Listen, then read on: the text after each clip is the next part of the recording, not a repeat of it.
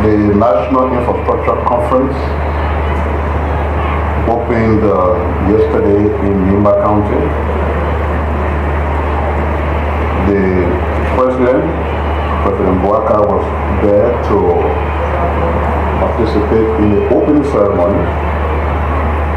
That conference seeks to review all that we've done as a country since our foundation with regards to infrastructure development, and considering that times have changed, to determine what we can do since that long-term process of the way we approach infrastructure development is sometimes decadent in a way, so that we cope with the reality of the 21st century.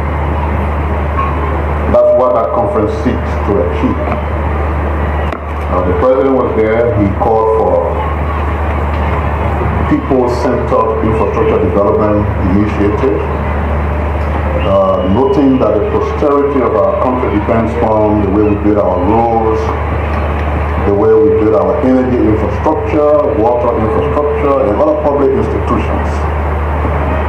So that conference, which runs from the 19th to the 23rd, in the view of the President, is an initiative that will drive us into 21st century infrastructure development that will be aligned both with the arrest agenda for inclusive development, also for agenda 2063, which is the African Union's development goal, and the sustainable development goal. Some media outlets have been reporting that the President returned the national budget to the legislature. That information is untrue, is misleading. The President did sign the national budget, and what that means is that the national budget is approved, and it is the instrument that will be used for the next 12 months to run the country, to take care of our development initiatives, to pay government employees, and everything that are enshrined in that draft national budget. Where those media institutions took their information from, that the President returned the budget to the national legislature, which in a way meant that he would have vetoed the budget. The information is not true, and the actual truth is we have an approved national budget for this fiscal year. We announced the other day that the yellow machines are on their way to Liberia, but the 20th, which is already today's date, we have anticipated that all of the vessels would have been loaded with all of the machines. We have no reason to believe that that has not happened.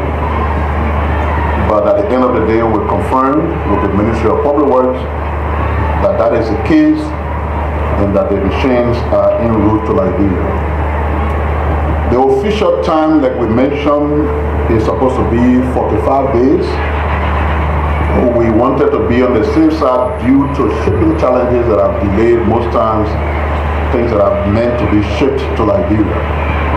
So we give ourselves 70 days.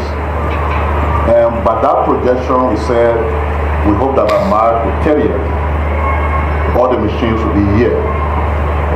Now, what we seek to do with the importation of these machines is to give a new birth to something that used to happen in the past, where the country had established maintenance zones across the country that were fully equipped. You see, you should ask yourself the question, this country, all the dusty roads have been in the country, been there forever. Why is it just in recent times that we realize that those dusty roads meant so much that cars would get stuck for sometimes a week or more with people just being stranded and finding their way to get out. The duster roads were there before. So the question is, why didn't it happen? That is because during those days, we had the maintenance zones.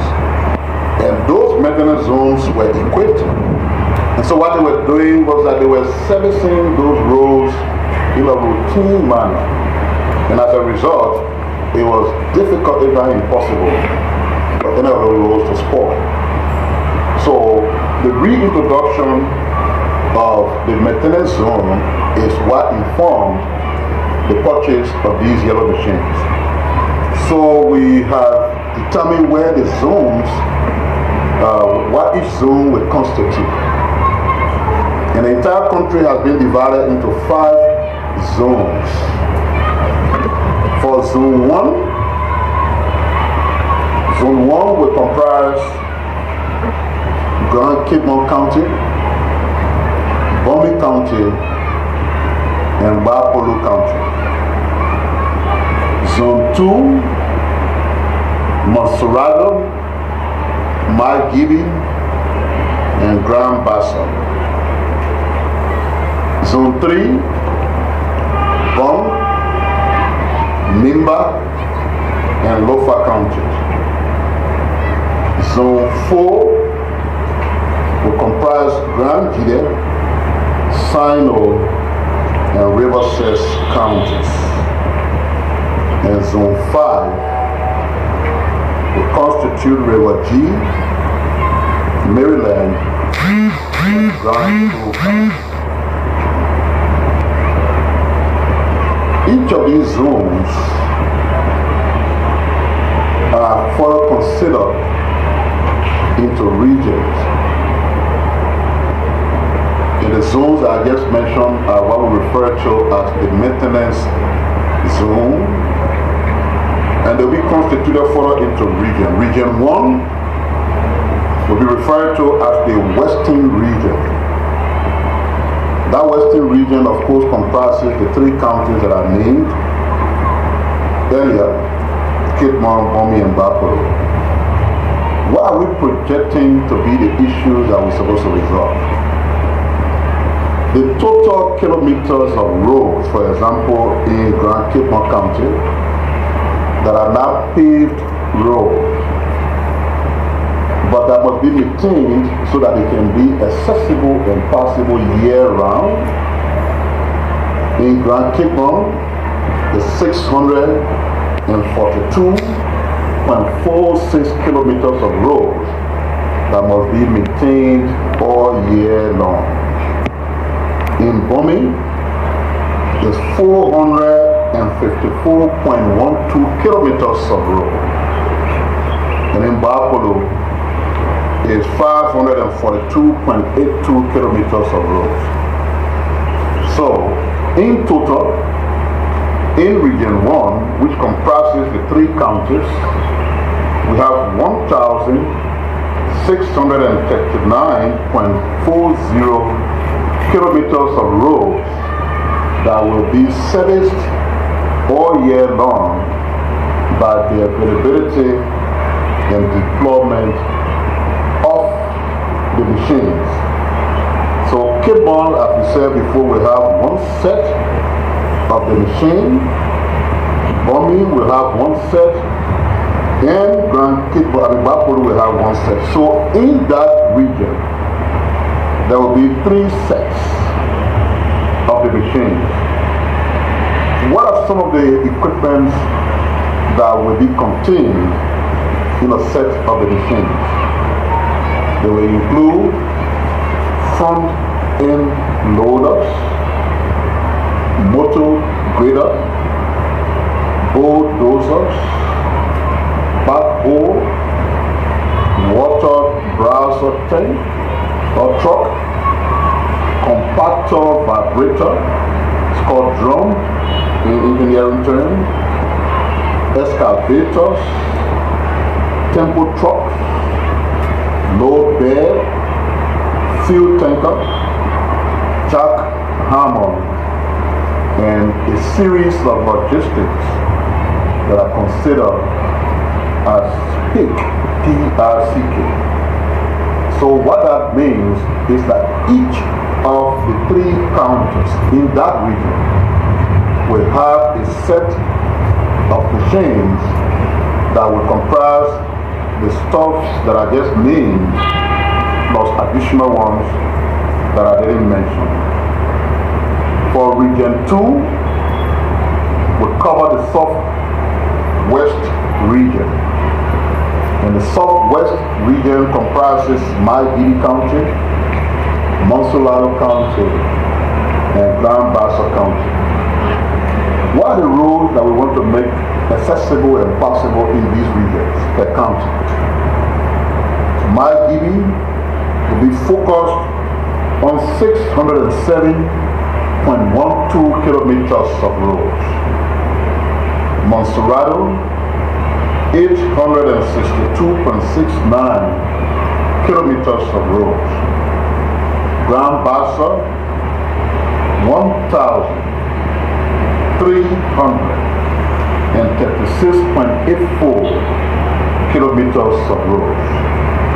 What is the distribution ratio? MOI will have 1 set. Monsolado, like we said before, will have 1 set. And Grand Bassa will have 2 sets. Now you see the reasoning behind this distribution. Unlike Monsolado that has 607.19 kilometers of roads, and Monserrado that has 862.69 kilometers of roads that will be serviced by these machines. Grand Bassa, on the other hand, has 1,336.84 kilometers of roads that must be maintained all year long. So what's the total kilometer of unpaved roads in this region, region 2, in the southwest region of the country, that we have to maintain with the presence of those yellow machines? There will be about 2,806.72 kilometers of roads to be maintained. And the set is the same as what I listed earlier for the first zone. Then we have region 3. Region 3 is considered central north. And it includes Limba, Bong, and Lofa County. What are the roads to be maintained by these machines in this region in terms of the kilometers of road? Limba, 2,118.32 kilometers of roads, and they will require 2 sets of the machines. Bong, 1,432.48 kilometers of roads, and they will require 2 sets of the machines. Lofa, 1,536.28 kilometers of road, 1,536.28 kilometers of roads, and they will also require 2 sets of the machine. The total kilometers of roads that will have to be taken care of in that region with the use of the yellow machine will be 5,087.08 kilometers of roads in that region.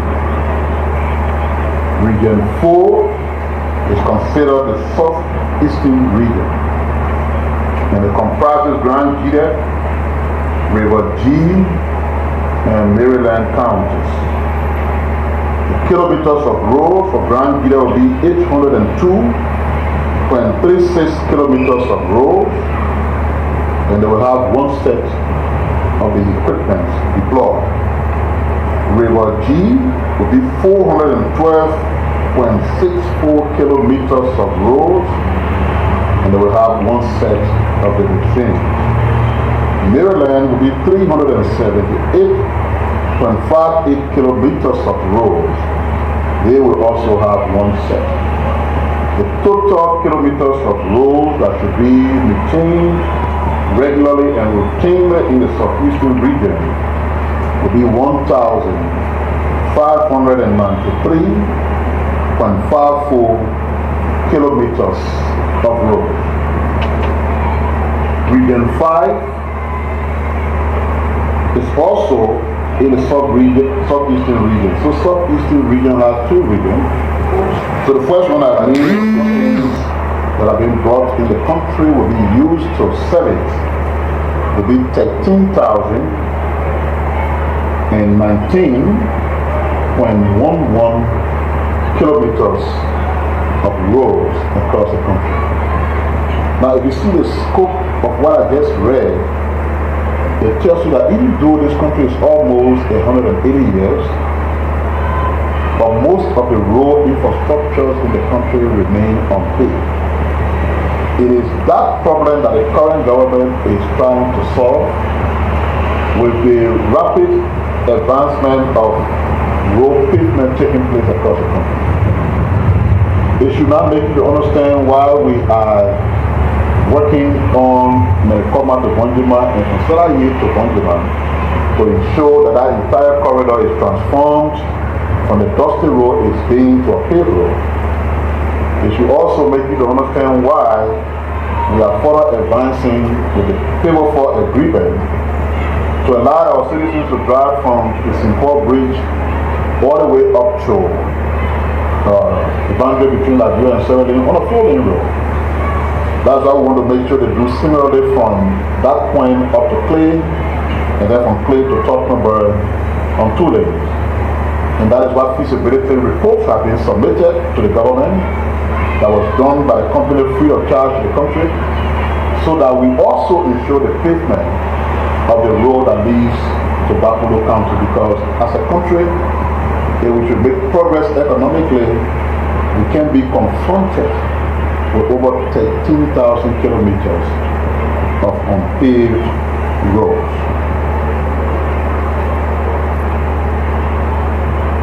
So still on roads, we have announced that we're going to initiate our auto-cost approach on road reconstruction or road development. Then we all see as a result of climate change, the rains falling and falling and falling. The cause of delay, but it has not stopped work from ongoing. Work has been ongoing. Our Lake Broadway, for example, the earth work has been taking place on that route. And they're trying to completely build the drainages and filling. We will ensure that that road is paved before we get to full-term rainy season. So the Minister of Public Works has been making a tour to see how work is going on some of these roads.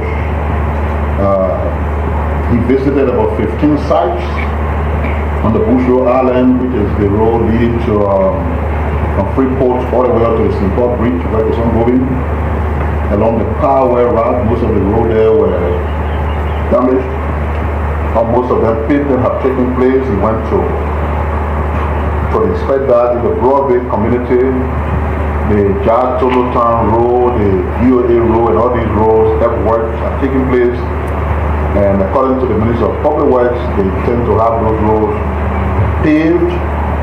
He also visited Dixville, where road works are taking place, New Georgia, Town, Chicken Soup Factory, SKD Boulevard, the east and west overpass bridges that are taking place on the Boulevard, Peace and Paco Islands that will connect those two facilities, not just to SKD Boulevard, but connect themselves to each other, because you could not leave from either Paco or from Peace to the other side. You have to pass all the way around.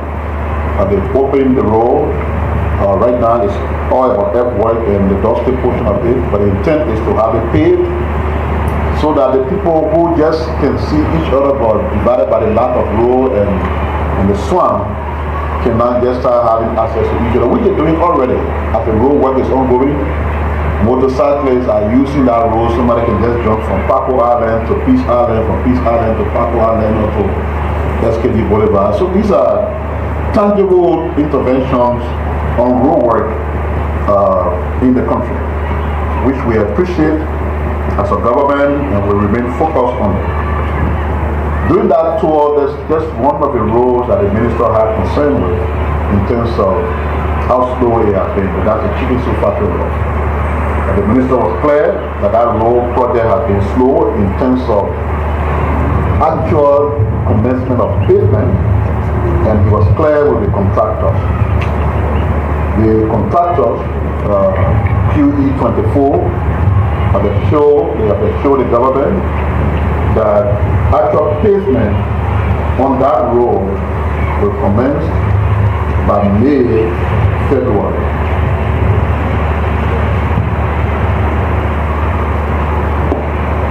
Also, as is already known to the public, when the initial buses were brought into the country by the National Transit Authority, we did say that the total number of buses that were being procured were about 60 units, and that the initial ones that came, which were certified in the country they didn't use, was the first set.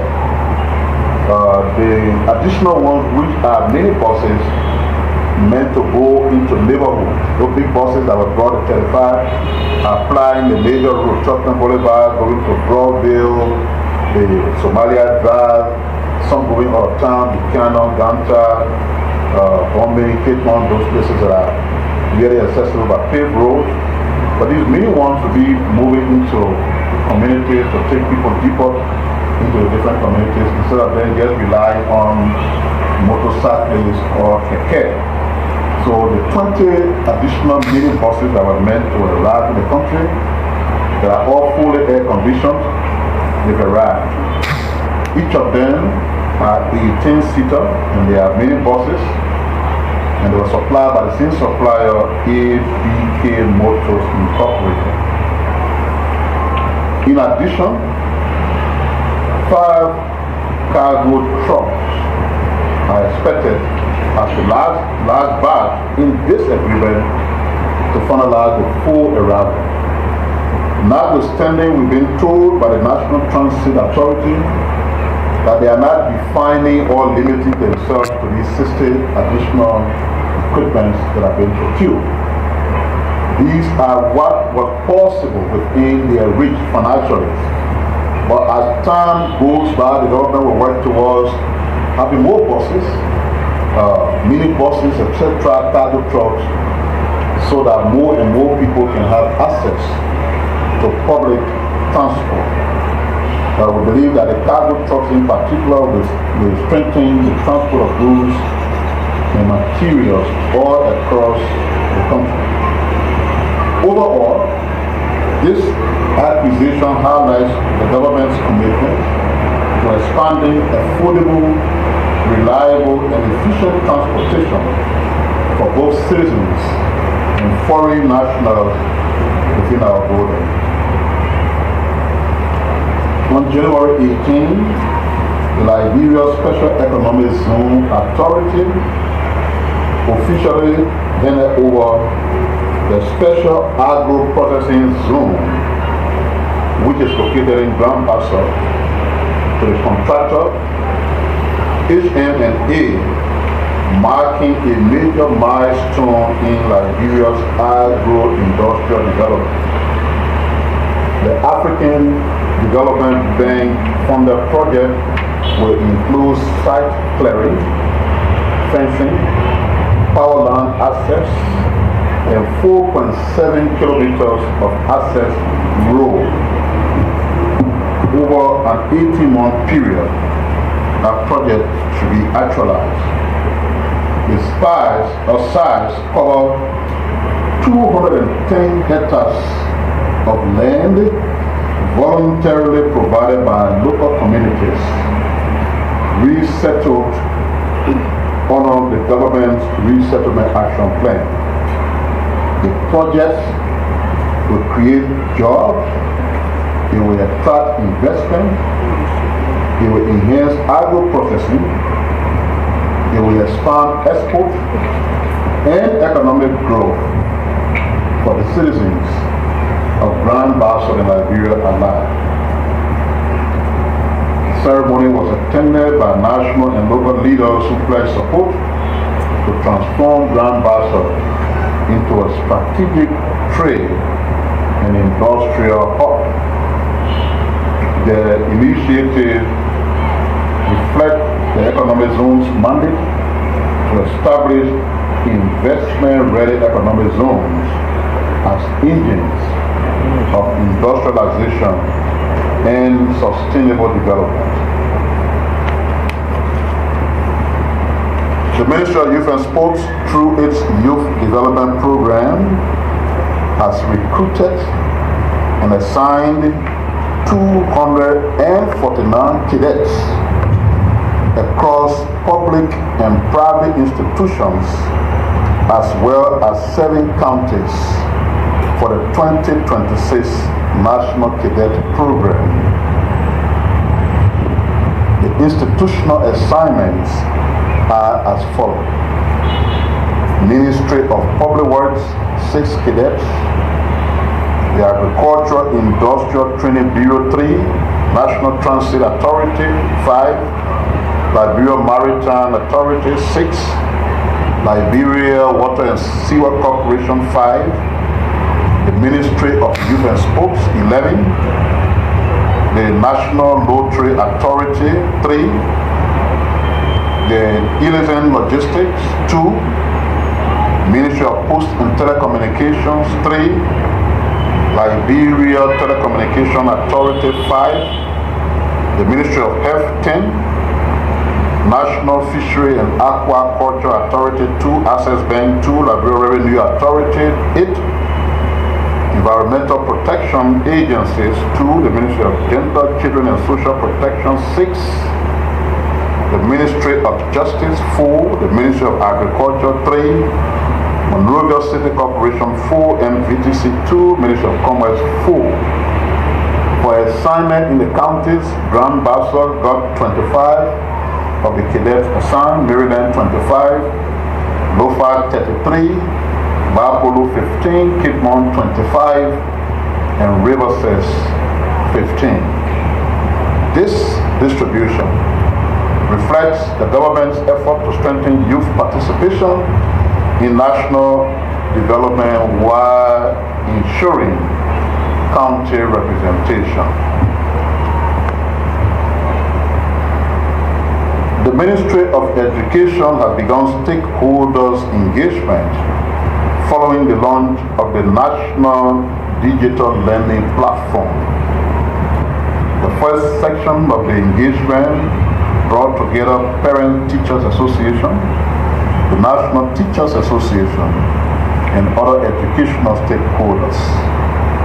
The discussions highlighted how the platform supports early grade literacy and numeracy programs through digital, radio, and TV lessons, and how schools, teachers, and parents can integrate it into daily learning, especially in areas with limited connectivity. This effort marks the start of a nationwide outreach to build ownership, coordination, and local support ahead of the full rollout. The initiative also emphasizes that reforms will succeed when those closer to learners are engaged from the very beginning, so that there is no turning back. We want to emphasize this because in the public already, but the Executive Protection Agency, which is charged with the responsibility of ensuring the protection of the President, Vice President, and other key government officials, they've noticed that there are former EPS officers that are impersonating to be current EPS officer.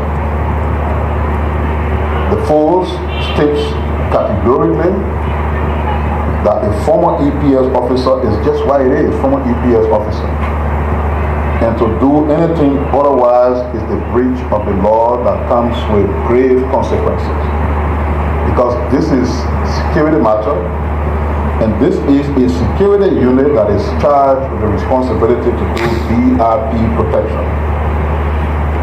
So they want that those involved should resist, but that the force will do everything in its power to, within the context of the law, deal with, in a very decisive way, those who are attempting to impersonate as EPS officers. We hope that those involved will yield this warning, as the consequences thereof will be grave. The new leadership of the airport authority has been making strides on what they can do to improve services at the airport.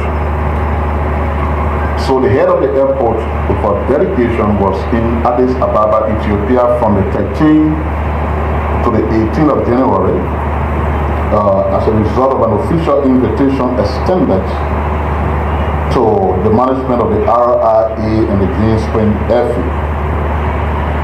The delegation headed by the new managing director, Mr. Honest Hodges, and the chief executive, who is the chief executive of the RIA, and Mr. James Morba, port manager of the RIA, along with Mr. Abner Yole, who is the port manager at the Green Springs International Airport. And if you would just reflect, Mr. Yole was that Liberian who flew the single-engine plane across the Atlantic into Liberia. He has since been deployed there at the Springfield, so he was part of that delegation. They engaged directly with Ethiopia Airline Group, their leadership, and they also met private investors that are under the canopy of Ethiopia Airlines. The mission focused on exploring opportunities for collaboration in several critical areas, including the provision of comprehensive ground handling services at the Liberia Airport Authority, managed airports, which is Springs and RIA, strengthening cargo operations and logistical capabilities, technical cooperation in maintenance, repair, and overhaul. It's also focused on workforce development through the Ethiopian Aviation University, enhancing airport operation, catering services, and airline support systems.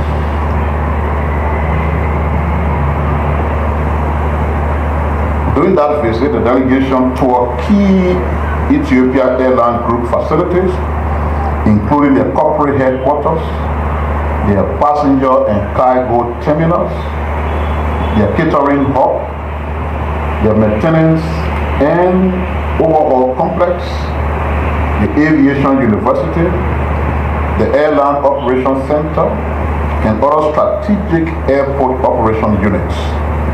The engagement provided first-hand exposure to the systems, technology, and operational excellence that have positioned Ethiopia Airlines as Africa's leading aviation group.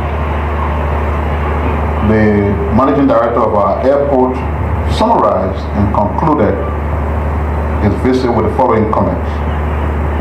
Our visit, quote, our visit to Ethiopia Airlines Group has reinforced Liberia's commitment to building a modern, efficient, and globally competitive aviation sector. The expertise and capacity of Ethiopia Airlines present a unique opportunity for Liberia to strengthen airport operations, enhance service delivery, and expand the nation's aviation workforce. The partnership aligns with the government's arrest agenda for inclusive development and other broader national development goals. The potential collaboration supports key pillars of the arrest agenda, particularly infrastructure development, education, economic revitalization, and tourism. Strengthening Liberia's airport will improve safety, efficiency, and customer experience while enabling greater regional connectivity and economic growth. The LAA will continue technical discussions with Ethiopia Airline Group to develop a long-term cooperation framework that advances Liberia aviation modernization effort. Unquote.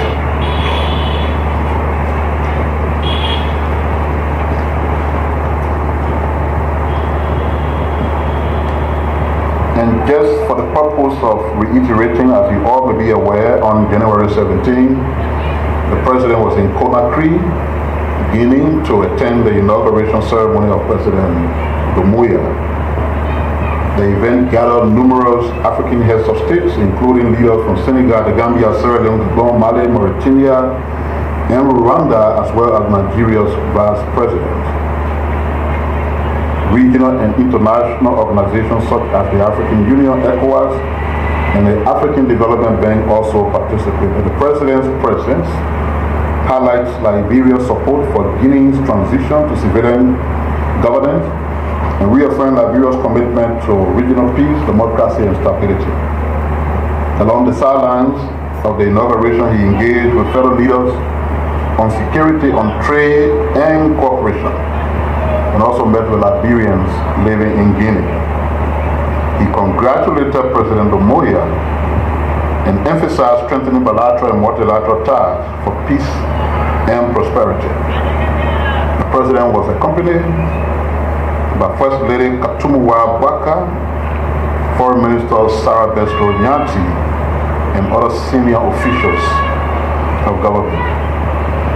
And finally, on behalf of the government of Liberia, we'd like to congratulate the football team of Nimba County, the winner of the football category of the National County Sports Meet, and also Lofa County, the winner of the basketball version of the county league.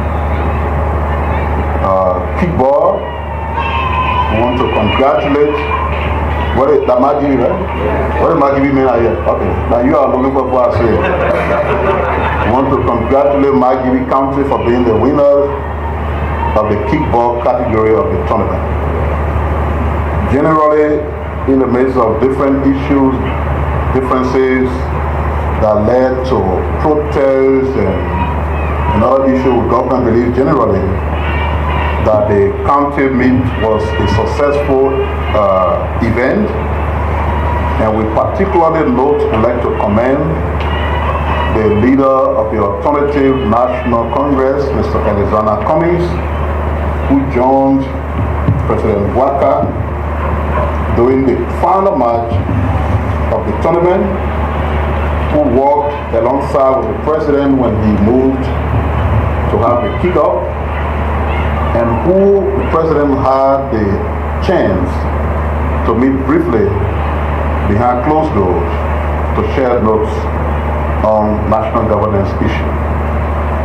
He looked forward to what the county need does, which is to promote and enhance peace and unity amongst Liberians.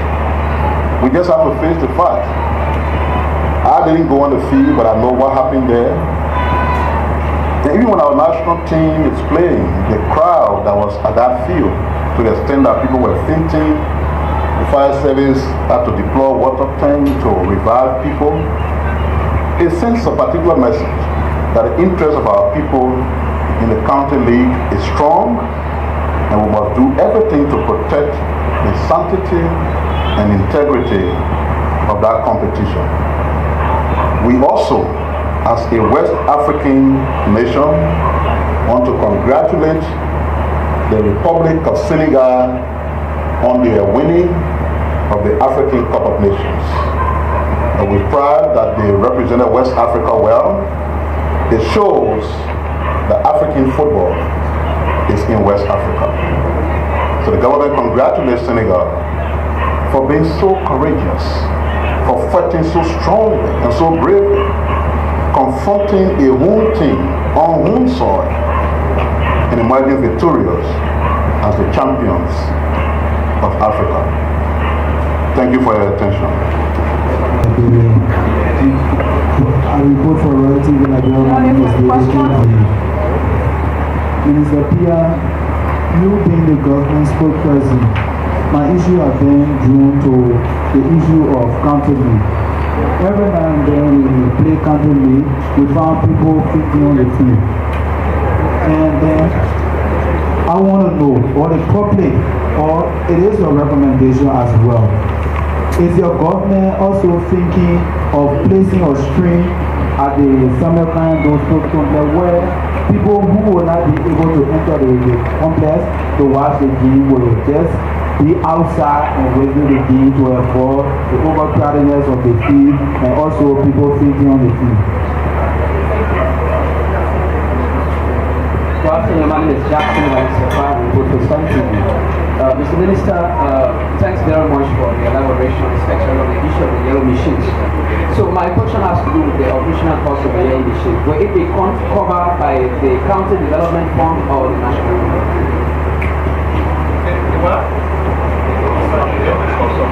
The operational cost, when it is in use, the operational cost, when it is done.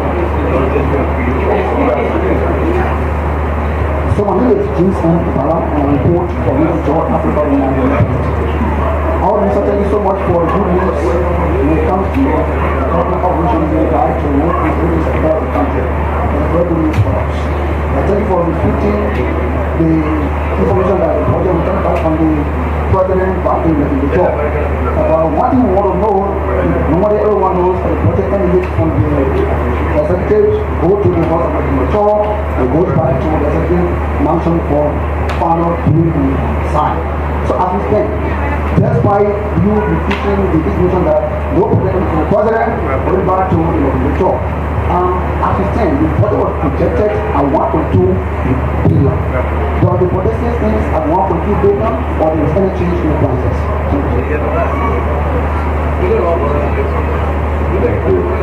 Thank you. My name is Anthony Williams. I'm from State Radio. So Minister, my question goes to you.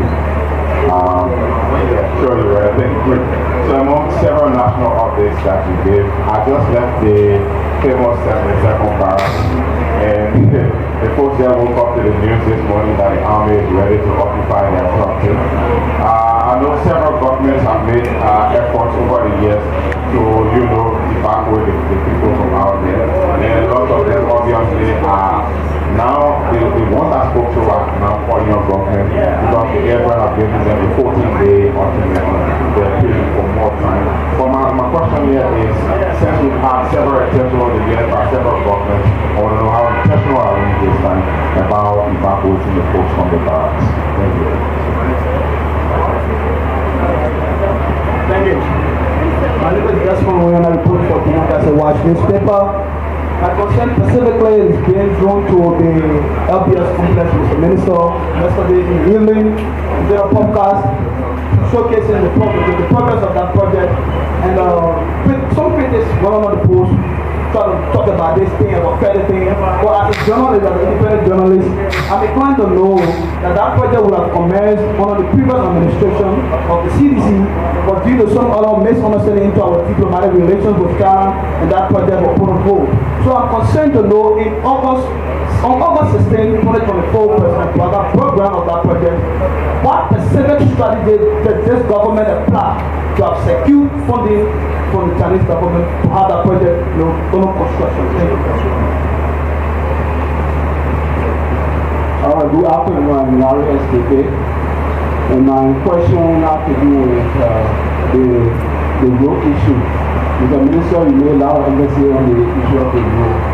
And last year, if I may recall, you mentioned that there was a forum that you were planning with journalists to take them out so that that the public will see the work. How do we see that happening soon?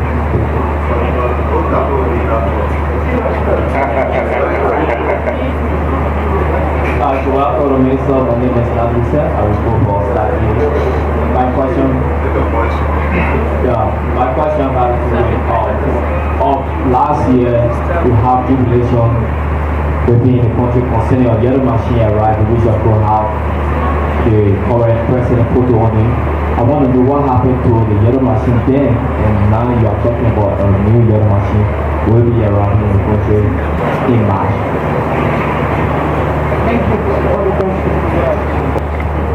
The other national initiatives, including the county lead, is subject to improvement. Yes, you're right.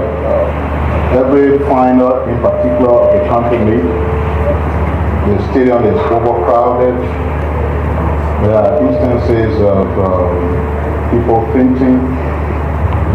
It should be a concern not just about putting screens so that people can watch a game, but we must begin to take very stringent measures to make sure that the number of persons that the fee can take are the ones that go in there, because you have instances of fainting, but who knows? It will extend to somebody dying. I don't believe we should be organizing national events that will lead to people dying. Notwithstanding your suggestion about having large screens deployed at different places that others can go and watch the thing, it's only that we can advance to the organizers through the Ministry of Youth and Sports. But what we think also is that maybe some people just like the idea of being on the football field, because besides the screens, so many different outlets can be broadcasting the game on Facebook. You can sit on your phone and watch it, but maybe there's a different feeling altogether when you're on the field, you're part of the noise there, you enjoy it more, but at the same time, we got to take the safety of people into consideration, and I'm sure as a government will do. We'll take some action to include that people are safe, but that more people can watch the game as they want to. Maybe through your suggestion with erecting large screens that people can use. The operationalization of the machines, of course, will be government's responsibility. So I can't say to you now what are the money will come from. Under development fund, or for those that have social development fund, whether it will come from there. But whatever source of funding that will be targeted towards the yellow machines will come from government, and they will go through the Ministry of Public Works, because they are the authority in charge of both ensuring the operationalization and maintenance of those yellow machines. I told you at the last press conference, for security reasons, so that people don't abuse those machines. We have engineers in the army. We have a whole battalion called the engineering battalion. They will be involved, and that we believe will enhance the protection and safety of those machines. Mr. Bada, when the legislature sends a budget that they have approved to the president, if the president decides to change anything, it means he will refuse to sign it, note the concerns he has, send it back to the legislature. They will meet in conference. They will have a conference committee that brings together folks from the lower house and the upper house, and they will look at the issues that the president may have. And when they finalize it, they will send it back. What I just explained to you, they didn't say anything like that. So it means the 1.2 billion budget that they submitted to the president was approved. Does that answer your question? 72nd.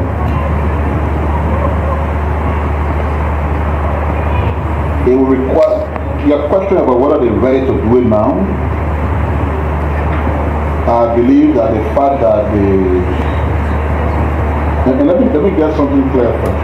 They're not acting arbitrarily. That situation at the barrier has been taken to court multiple times, and there's a court decision that grants the ownership of the place to the army. There's no debate about that.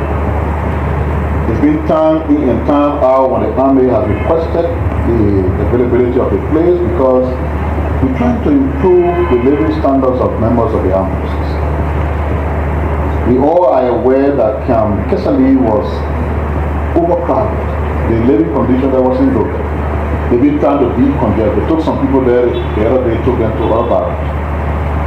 The space at 72nd, which is a proper thing, as has been determined by the code, can help to solve much of the problem of the army by reconditioning those structures, or if possible, knocking them down and building new ones, so that members of the army can have the kind of accommodation they need. And for your interview, you said people were not asking that they pay for them, right? They were simply asking for time. But they've been asking for time forever. Notwithstanding, they are our citizens, but the army also need a barrack. So we'll find a way around. I'm sure it's not going to be like what you saw in the past, where they can't go back, they can't go back. We're not going to be forceful, that's why you saw the army going there. They just wanted to show their president and say this is our property, we're ready for it. And we hope that everybody involved will cooperate so that we can resolve that matter once and for all. So, when we post things, we don't get worried about what other people's comment will be. The LBS broadcast complex for the government is a dream comes true. That complex, the story about that complex started under the administration of Ellen Selig. And holding everything constant, it should have come to fruition during the last 6 years. We don't want to go into the history as to why it didn't happen. But as a government, we came, we took charge. Fortunately, there was a period for FOCA. The Liberian government was represented at FOCA. I was there. There were bilateral between the government of Liberia, headed by the president, and his Chinese counterpart. We raised a number of issues during that bilateral. We raised the issue about overpass bridge, which was also one of the outstanding issues. We raised the issue about the LBS complex. We raised the issue about the reference laboratory that is now at the 14th Military Hospital. The Chinese government, through their president, informed us that based on the intervention that the president made, they were going to move on those projects and move very quickly. All that you see is that they kept their word. The LBS thing that we're showing is because we've reached a point of just we're finishing touches to do dedication. The same is with the reference laboratory that is also nearing completion, and you see the progress that has been made on the overpass bridge. That's what is important for me. Who goes on the post, who makes what comment, that is inconsequential. That's something for me to.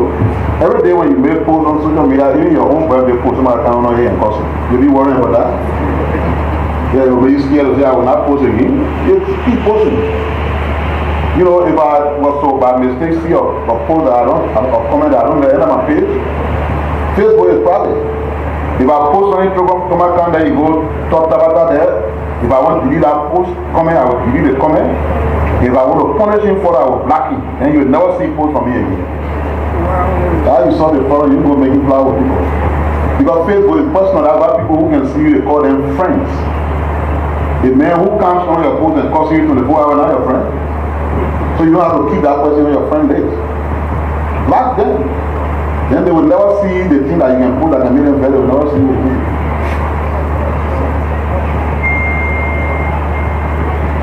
Larry will do the tour. In fact, it's more compelling to do the tour now because we see more expansion of electricity, the roads, so we'll do it. The only thing is I think we'll get a bus now, we'll put in the bus, pour the air conditioner on, we'll pass around, come out to the meeting, we'll drop you. Nothing else.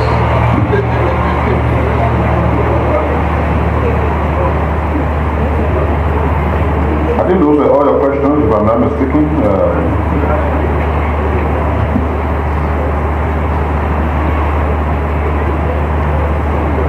So the last time I listened to the Public Minister speaking, when the yellow machine story started from the beginning, 35 pieces of yellow machines were brought in the country. based on the settlement that was reached between we and the people who brought that machine, settlement that did not include any cost, we didn't pay anything for it. They agreed that we would take those 35 pieces of machines back. Because we have a different arrangement, one of which the new machines are coming. So there's no issue at all with those initial 35 pieces of machine that came with the country.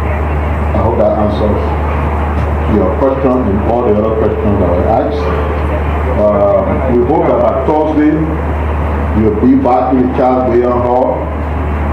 And I promise you, when you get back in the Charles Bayon Hall, you will like what you will see. We came here with a transformative mindset. If I just take few of you go spy in my office, then you think about what the conference will be. And then you know that we intend to be extremely transformative. Even as we don't have money in the current budget for PSRP, we'll start to make some intervention in outside the building during the next budget. See, when you got resources on your ministry, it's better you work with the Ministry of Finance to say, okay, but if you have money for this, can we use it for this? Do practical things. And that's what I'm concerned about. I'm not concerned about my personal thing because government employs me, they employ Daniel, all people here, they pay them. But tomorrow, when you're walking out of a place that you're being asked to work, what legacy do you leave behind for yourself? That's what many of us should think. Even you young people, generally, you're doing a great job. When you have the chance tomorrow to work somewhere, ask yourself this first question. What kind of legacy will I leave when I'm departing this place tomorrow? How the people who are working here remember me? What will they remember me for? Will they remember me as that leader who came, met one old rotten building and left it the same way? Will they remember me as a leader who met us struggling to pay our own way to come to work, or some of our work to come to work and left it the same way? Or will there be a change that will live with them forever? And that's what we're doing. You look right in front of that bus, you see that brand new pickup there is one of the equipment that we're bringing, the transport equipment. It just arrived, you go there, you see all the plastic in it. I'm sure before the end of next week, you'll see the second bus with the same size there, packed also in that same position, I hope, because shipping has been a problem. And you also see the minibus, I think it's 22-seater, that is especially brought for the Liberia National Culture Troop. It will be customized, it will be written on the Liberia National Culture Troop, because the goal is to bring dignity to them. So, that pickup and the Culture Troop bus will be part of the assets that will turn over to the Liberia National Tourism Authority. That pickup was used for the inspectors in the tourism department. They did not go in the field. They didn't even have backup to go in the field. So that pickup was meant to make sure they can visit all the hospitality sectors that they are responsible for and see what is going on there. The tourism authority will use it for the same purpose. And then we'll figure out that we're here to live the spirit of the National Culture Troop with the purchase of that brand new bus. And because they too now fall under the tourism authority, we hope that the authority will respect the fact that they too need dignity, and the bus is specifically for their use, even though under the authority. I'm glad the team that is here, I'm sure the team itself, all of them, they proud that we're taking these actions. We're just waiting for the second bus to be here, and we'll operationalize that. We'll be bringing our people to work, taking them back from work, so that whatever money they were spending on transportation, taking it away from their salary that is already not big, they can now use those to do other things for their family. So thank you for coming.